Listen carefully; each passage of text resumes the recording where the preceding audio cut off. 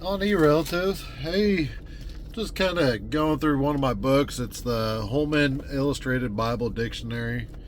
Uh, it's one of the books I picked up along my journeys. I'm just gonna read. I can read a few things out of this if you guys ever want me to, but there's a couple terms in here. I kind of wanted to go over, like the Yah, who is Yah, and who's Yahweh, and the letters Y and H and W and H. Also Yod and Hey and Vav and Hey.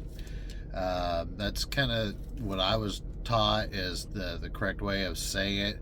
Make sure you put like the and in between, so that way you can kind of keep it sacred but not common. You just don't want to twist it up in your tongue.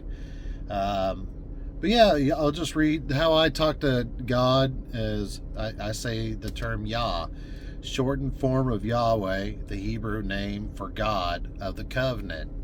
You can also see God and I am Jehovah, Lord, and Y and H and W and H.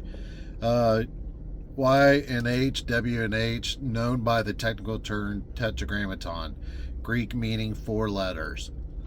These are the 4 consonants that make up the divine name, Exodus 3:15. Found more than 6,000 times in the Old Testament.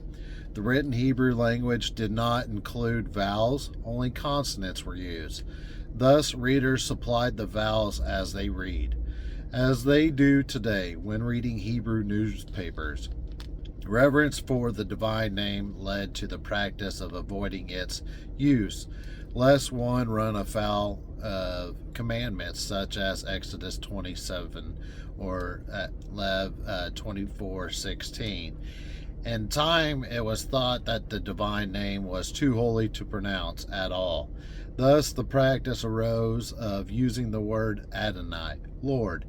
Many translations of the Bible followed this practice. In most English translations, Y and H and W and H is recognizable, but where the word Lord appears in all caps or small caps, Lord, with a capital L. In the course of the centuries, the actual pronunciation of Y and H and W and H was lost.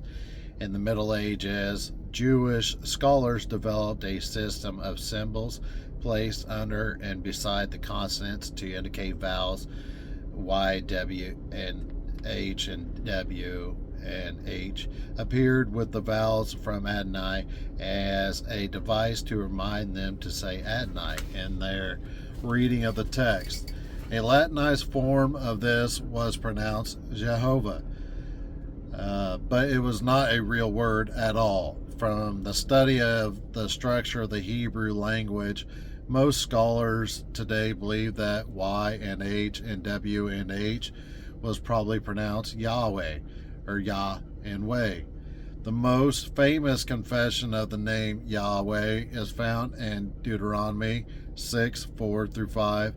Listen, Israel, the Lord of our God, the Lord is one. Love the Lord your God with all your heart, with all your soul, and with all your strength.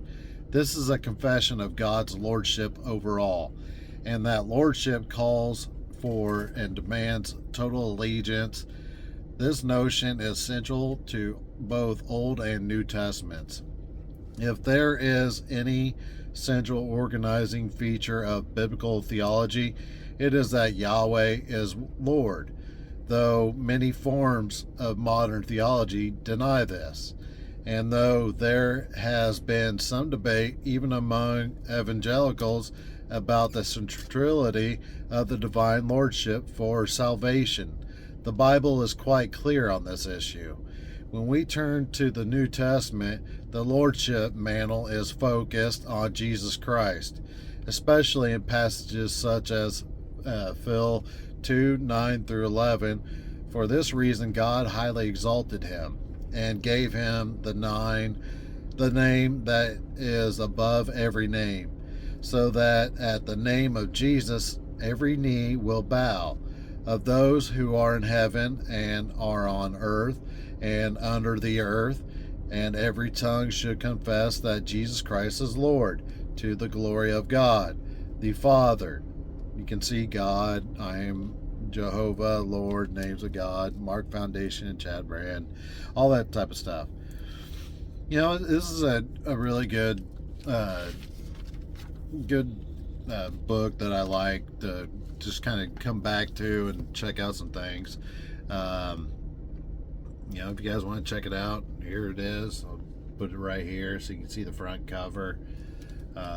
Here's the back. I thought this was a pretty decent, good book to have around. If you guys want me to look up something else, let me know. I'll do it. Just let me know. Miigwech Shin. Y'all have a blessed day.